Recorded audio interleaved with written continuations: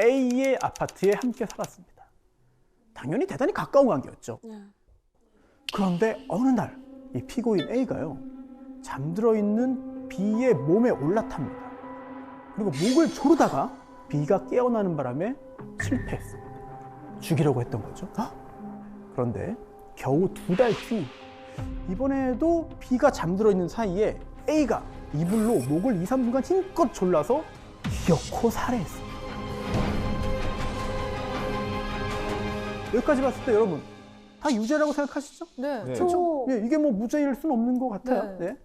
그렇다면 중요한 건 형량입니다. 살인죄의 법정형은 사형, 무기 또는 5년 이상의 징역입니다. 살인범 A에게 몇 년형을 선고하시겠습니다? 그건 무조건 저는 최고형 때려야 된다고 생각을 네. 하고. 네. 그 이상한 거는 B가 1차 실패했을 때 왜 안 그 도망가고 사람을 같이 왜 살았지? 네. 조치를 취했어야 되는데 그것도 지금 너무 이상하고 두 네. 번이면은 네네. 한 번도 저는 용서가 안 되는데 두 번이면 그렇죠. 전 최고형. 그렇죠. 한 번 하다가 실패해가지고 두 번째 번씩이나, 살해했으니까 맞아, 의도를 가지고 의도를 또 한 가지고 한 거니까. 거니까. 실제로 확정된 형 사형이 아니고요. 무기징역도 아니고 징역 30년? 징역 1년. 왜? 징역 1년입니다. 5년 이상 아니에요? 그렇죠. 네. 근데? 5년 이상의 징역인데 징역 1년이 선고됐습니다. 이 사건 내막을 좀 알아봐야 될 것 같습니다. 자, 두 사람이 함께 사귀는 지 3년 조금 안 된 2014년 5월에 피해자 B가 난소암 진단을 받아요. 그런데 제대로 된 치료를 받지 못합니다. 경제적으로 어려웠기 때문이죠. 암을 제대로 치료 안 하니까 염증이 정말 심해지고요. 게다가 갑상선 기능 항진증까지 겹치면서 엄청난 고통을 받았습니다. 그렇게 고통을 받던 2020년 12월 B가 A에게 이렇게 말했다는 거예요. 내가 몸이 아파서 살 수가 없어. 제발 좀 죽여줘. 내가 수면제 먹고 잠들어 있는 상태에서 목 졸려 죽으면 편하게 갈 수 있을 것 같아. A는 이 B의 부탁을 받아들이고 실행에 옮긴 겁니다. B가 수면제 먹고 잠들었습니다. 그리고 A가 올라타서 살해를 시도한 건데 B가 중간에 깨어난 거예요. 그래서 그만하라고 했고 A가 또 그 말을 듣고 멈춘 겁니다. 그리고 불과 2달 지난 3월에 B의 병세가 더 악화됐어요. 혼자서 대소변도 가리지 못할 정도가 됩니다. 그래서 또다시 부탁을 합니다. 나 너무 고통스러워. 2달 전처럼 다시 한번 해줘. A는 이번에도 응하죠. 낮 12시 반경에 가지고 있던 수면제를 복용한 B가 잠드니까 혼이불로 2, 3분 동안 목을 졸라서 결국은 살해합니다. 우리 법에는요, 보통살인죄만 있는 게 아닙니다. 촉탁살인죄, 그리고 승낙살인죄가 있습니다. 촉탁이 뭐예요? 촉탁, 부탁이죠. 아, 지금 이 경우가 촉탁인 거죠? 정확합니다. 정확합니다. 승낙살인죄는 내가 너 죽여도 돼? 그래. 승낙받아서 하는 거고요. 촉탁, 그러니까 부탁살인죄는 나 좀 죽여줘. 그래, 알았어. 라고 죽이는 겁니다. 피해자가 자유로운 의사에 의해서 자기 자신의 생명을 버리는 거잖아요. 그래서 보통살인죄보다는 가볍게 처벌합니다. 법정형이 1년 이상 10년 이하의 징역이에요. 그런데 A는 첫 번째 시도에서는 미수에 그쳤습니다. 촉탁살인 미수. 살해에 성공한 두 번째는 기수죠. 자, 이 사건 어떻게 드러납니까? 그래서 더 충격적입니다. A가 자수했어요. A가 죽인 다음에 자수했는데요. 살해하고 곧바로 아닙니다. 그 다음 날 아닙니다. 한 달 후에 했습니다. 한 달 동안 도망 다녔나? 잠적했나? 아닙니다. 그 집에 있었습니다. 뭐야? 시신과 같이요? 함께 있었어요. 그래서 자수 후에 현장을 가보니까 시신이 대단히 많이 크게 부패했죠. 그래서 판결문에 보면은 존엄을 유지하면서 장례를 치를 수 없는 상태였다라는 표현이 등장을 해요. 근데 판결문에 그 이유가 정확히 나와 있지는 않습니다. 저도 궁금하거든요. 어떤 심리로 시신을 한 달이나 방치하고 그냥 생활했을까? 이 상태는 상반된 감정을 여러 개를 동시에 느끼면 사람이 아무것도 하지 않고 그냥 멍하니 일정 기간 동안 지내는 기간들이 있거든요. 생각이 너무 판단이 안 되나 보다. 그래서 심리학적으로는 얼마든지 그런 아무런 행동 없이 일정 기간 있을 수 있다라고 말씀드릴 수 있을 것 같아요. 네. 1심은요, 징역 2년 6개월을 선고했어요. 그러니까 물론 피해자의 고통을 덜어주기 위해서 다른 방법을 찾아야 했음에도 살인을 한 거잖아요. 잘못이잖아요. 네. 하지만 피해자 본인이 적절한 치료를 받지 않아서 병을 키웠다. 그리고 고통 속에 살던 피해자가 죽여달라고 부탁을 해서 그 부탁을 받고 한 거다. 이게 유리하게 작용을 한 건데요. 게다가 이 B는요, 가족과 단절된 상태에서 살았어요. 오랜 기간 A에게 의존했습니다. 그럼 A, B를 부양한 거잖아요. 긴 시간 동안. A의 직업은 뭐였을까요? A는 뭘 해서 돈을 벌었을까요? 텔레마케터? 출근을 많이 하지 않아도 되는 어. 집에서 재택근무를 할 수 있는 보호하면서 돈을 벌어야 되니까. 그렇죠. 집에서 하거나 아니면은 잠깐만 출근할 수 있는 노래방 도우미였습니다. 네. 그런데 2021년 코로나19 일거리가 없어지는 거죠. 그러다 보니까 생계가 너무 어려워지는 거예요. 그럼 병원 가기도 힘든 거 아니에요? 그렇죠. 네. 자, 이 1심 징역 2년 6개월에 대해서 A가 항소했습니다. 너무 무겁다는 거죠. 자, 2심에서 원심 판결 파기하고 징역 1년형을 선고했고 이게 대법원에서 확정된 겁니다. 2심 재판부가 이렇게 말했어요. A는 B가 암에 걸린 사실도 몰랐다. B가 암에 걸렸다고 말을 안 했던 겁니다. 뭐 자궁 근종이 있다, 뭐 갑상선 기능 항진증이 있다, 이 정도만 얘기했지 암이라고 안 했던 거예요. 그리고 또 이 사망한 B의 가족도 A를 좀 잘 봐주세요 라고 재판부에 호소했습니다. 그리고 B가 유서를 남겼어요. 그 유서 굉장히 중요하죠. 그 내용, 내가 언니에게 힘든 부탁을 했다. 언니도 피해자다 라는 내용입니다. 그치. 자신의 고통을 덜어준 A에 대한 어떤 선처, 호소를 마지막 글로 남긴 거죠. 이런 내막이 있는 사건입니다. 뭐 영화에서 보는 일이. 아무리 그래도 뭔가 목숨을 그렇게 가지고 그렇게 했다는 게 사실 조금 더 네. 죄가 무거워질 것도 같은데 또 그렇게 선처가 된다니까. 네. 그런데 재판의 결론만 있는 게 아니잖아요. 자세히 보면 숨겨져 있는 배경, 감춰진 뒷이야기도 확인할 수 있습니다. 자, 이번에 이제 아동 학대 사건을 좀 말씀드리겠는데요. 피고인 송 씨, 3가지 혐의로 기소됐습니다. 자, 2003년 4월입니다. 이 송 씨, 여성입니다. 송 씨의 아버지가 교통사고를 내요. 합의 문제로 이제 합의금도 필요하고 하니까 가족 전체가 경제적으로 좀 힘들어집니다. 그래서 그때 이 가족들이 이런 생각을 해요. 점 한번 보자. 그런 생각을 할 수도 있죠. 네. 과학적으로 옳으냐 여부를 떠나서 그런 생각하는 거야 뭐 이상하진 않습니다. 네. 네. 그걸 비난할 수는 없어요. 그런데 마침 이 송 씨의 친언니, 언니의 중학교 스승, 선생님이었던 진모 씨가 신내림을 받았어요. 그래서 교사를 그만두고 점 쳐주고 기도 대신해주고 이렇게 살고 있는 거를 알게 됐습니다. 그래서요, 이 진 씨에게 도움을 청했는데 그때부터 이 가족 전체가 이 진 씨에게 의존하게 됩니다. 진짜 문제야 이거 진짜. 이 진 씨 뭐라고 말했냐면 전생으로 인해서 너희 가족들 다 단명한다. 악업을 처리해야 되는데 그러려면 기도비가 필요하다. 기도 안 하면 더 큰 애군으로 너희들 다 고생한다. 나는 태양 그리고 달하고도 교신한다. 이런 허무맹랑한 이야기를 그런데도 이 송 씨 가족은 이걸 다 믿었습니다. 그래서요. 마음이 약해졌으니까. 네, 맞아요. 이 진 씨가 방생 기도를 해야 되는데 이 가족들이 송 씨 가족이 빚내서 사서 바친 거예요. 그리고 전국 사찰 뭐 돌아다니면서 기도하는데 그 따라다니고 이미 정신적인 지배가 이루어졌어요. 자, 그런데 이 가족들이 서로 뭐 얘기도 해보고 또 이렇게 얼굴 마주보고 있으면은 이상한 낌새를 눈치챌 수도 있어요. 그렇죠? 네. 네. 그러다 보니까 이 진 씨는 가족들끼리 또 떼어놓습니다. 야, 너희 가족들끼리 서로 영적으로 안 좋은 영향을 준다. 서로 연락 주고받지 말아라.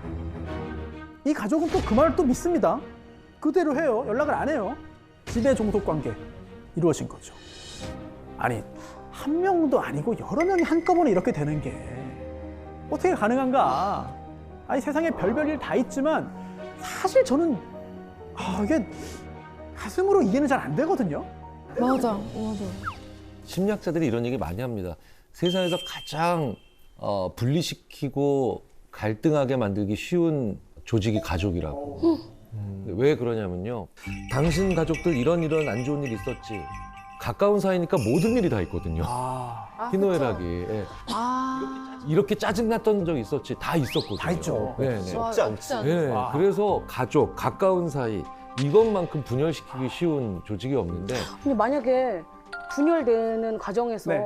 그 사람이 너한테 있어서 안 좋아 이 말이 아닌 너로 인해 그 가족이 안 좋아 이러면은 네. 저 같아도 못 혹시나 만나지. 뭐 뭔가 피해갈까 뭐 봐. 넘어지거나 다치거나 뭐 나 때문인가? 그러면 심적으로 약해져 있는 상태에서 그런 일이 네. 벌어지면 저 같아도 더 많이 불안하고 그렇죠. 내가 가까이 가지 말아야지 이런 생각 들 것 같아요.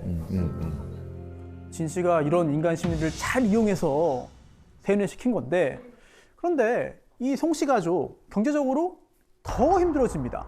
채무 독촉도 막 받고 그러니까 이거 돈을 벌어야겠다라는 생각을 하게 되는 거죠. 그래서 2009년 이 진 씨, 이 자칭 도사, 이 진도사가 소개를 해줘요, 일자리를.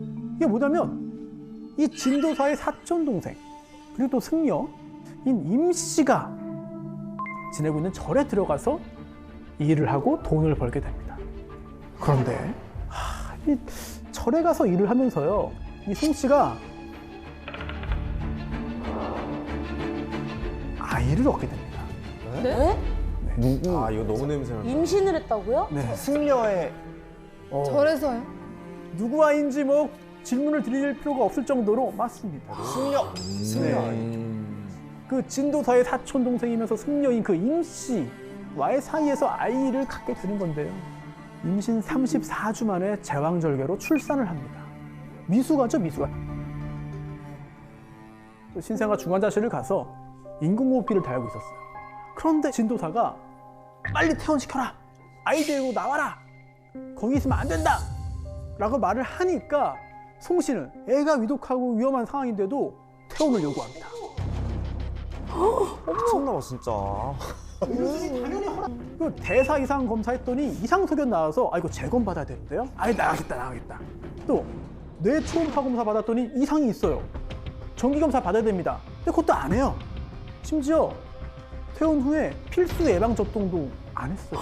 근데 그거는 너무 아동학. 예, 맞습니다. 자, 이게 아동 첫 번째 범행.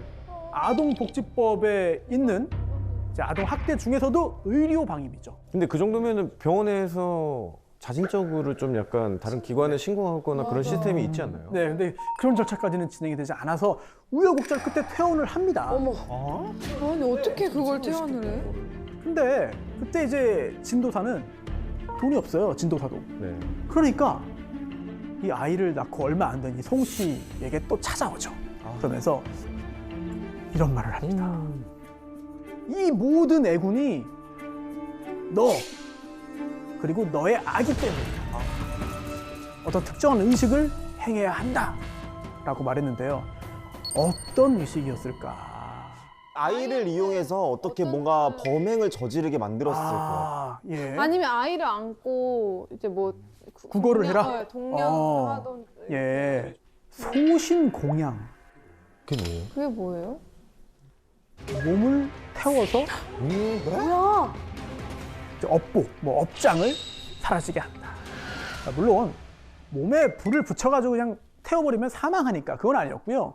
향불 이거를 몸에다가 갖다 대는 거예요. 자, 물론 이게 그 정통 불교에는 연비 의식이 있죠. 예, 정통 불교에는. 그런데 이게 팔에 아주 잠깐 이게 되는 게 끝이에요. 당연히 건강상의 위험이 생기지 않죠. 그런데 이 진도사는 뭐 정식 승려가 아니잖아요. 송 씨의 등에 됐다가 하고 한마디로 향불로 몸을 지진 거죠. 자, 시간이 지날수록 더 세집니다. 향 하나였는데 2개가 되고 점점 늘어나요. 또 등에서 시작했는데 어깨, 허벅지, 머리까지 합니다. 화향이 심해져서 일을 못해요. 그러니까 진도사가 이렇게 말합니다. 너 그냥 아예 우리 집으로 와라. 그래서 이 진도사가 자신의 가족들과 함께 살고 있는 그 집으로 들어오게 됩니다. 함께 살면서도 계속 이걸 해요. 어. 계속 해요, 이거를. 그렇게 또 2달이 지납니다. 이게 2010년 8월인데요. 이때 이 진 씨가 송 씨에게 또 막 화를 냅니다. 내가 좌선을 했는데 안 좋은 게 보였다. 너 내가 기도하라고 절에 보냈는데 왜 애를 만들어 왔냐? 이러면서 화를 냅니다.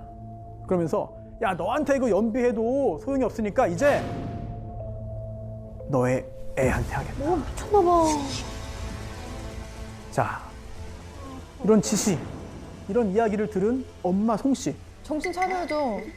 마음으로는 안 했으면 하는데. 그렇죠. 동의를 했습니다. 미쳤나봐 진짜. 자, 제가 아이라고 하다가 이게 아이가 정확하지 않은 것 같아요. 그래서 아기라고 했는데 몇 살이었을까요, 그럼 이때? 이 아기가 생후 6개월. 6개월. 어떻게 울어? 애가 당연히 울죠. 근데 계속 귀 막고 벽 보면서 이제 모른 척 한 거예요. 이게 두 번째 범죄입니다. 아동 학대 중에서도 신체에 대한 학대죠. 신체에 손상을 가했으니까. 다쳤으니까 치료해야 되잖아요. 당연히 방치했죠. 또 다른 위로 방임입니다. 그리고 안타깝게도 그 다음 날 이 아기는 사망한 채로 발견. 어떡해. 얼마나 했어. 사람이 죽었어요. 진도사가 진 씨가 발견한 겁니다. 경찰에 신고 당연히 안 했죠. 이거 은폐하라고 합니다. 엄마한테 말도 안 해요, 일단. 아기용품부터 다 이렇게 챙긴 다음에 사체 있잖아요. 이불에 싸서 비닐 쇼핑백에 넣어요. 그리고 그 아기 사체를 이제 그 엄마 송 씨에게 줍니다. 그리고 차를 타고 근처 야산으로 갑니다. 야산으로 가요. 그 다음에 아기용품 옆에 이제 아기 사체가 들어있는 비닐 쇼핑백을 놓고 신나를 뿌립니다. 어떡해 진짜. 한지로 된 탑다라니. 여기에 불을 붙여서 그 위에 올려놓고 마지막으로 송 씨가 이 진도사에게 받은 라이터를 던져서 사체를 태웁니다. 엄마가요? 네. 엄마가 이렇게 했다고요? 네. 자, 사체 손괴죄죠. 이게 세 번째 범행입니다. 징역 몇 년 정도가 타당하다. 징역 몇 년이 마땅하다. 그 아이도 모자라서 완전 정말 아기잖아요. 아이의 의사 표현도 할 수 없는 그 아기를 그렇게 했다는 것 자체가 그것도 엄마가 하지만 지금 어떤 죄로 재판받는 것이냐? 살인이 아니에요. 그렇죠? 네. 세 개 말씀드렸잖아요. 아동학대, 네, 의료방임과 신체적인 손상, 그리고 사체 손괴입니다. 이미 죽은 상태에서. 그러니까 목숨을 끊는 과정은 없어서 그런 거예요. 뭐 그런 게 더 있어요? 그 세 가지로만 기소가 됐어요. 그 세 가지로만. 판사의 판결은 검사가 기소한 거에 대해서만 유죄, 무죄. 이건 인정돼, 인정 안 되면 할 수 있는 거거든요. 네, 그래서 검사가 살인으로 기소 안 했는데 살인죄라고 할 수는 없는 겁니다. 네, 그건 배제하고 이 세 가지로만 판단할 수 있는 거고요. 여기서 또 하나. 지금 이 재판은 진도사에 대한 재판은 아니에요. 이 엄마 송 씨에 대한 재판입니다. 이걸 생각하셔야 됩니다. 진도사인데. 진도사. 이 사건 벌어지고 그 다음 해에 죽었어요. 병으로. 명이 다해서요? 팔자대로? 그렇죠. 너무 억울하다. 재판 결과 징역 2년. 예? 2년이요? 2년이고요. 아동학대 치료 프로그램 80시간 이수 명령까지 나왔어요. 저는 정말 이해가 안 돼. 너무 정말 가볍다? 이해가 안 돼. 제 애기들 볼 때 너네 의지로 태어난 게 아니고 엄마 아빠가 너희들이 보고 싶은 거야. 그래서 너희들이 세상에 온 거야. 그러면 거기 있어서 이제 걔의 역할은 끝난 거예요. 걔는 두 발로 걷기만 해도 칭찬받아야 하고 밥 먹어도 걔는 칭찬받아야 되고 똥만 잘 싸도 칭찬받는 애들이거든요. 근데 걔가 의지가 전혀 없단 말이죠. 그 엄마가 자기가 무슨 이상한 정신적으로 나약한 생각을 하던 간에 저는 그 형량 자체가 이해가 안 가는 거예요. 근데 대체. 이거를 심신미약 상태로 볼 수 있나요? 아니요, 심신미약은 이 재판에서 인정되지 않았어요. 그쵸. 네, 그런데도 징역 2년 나온 겁니다. 네.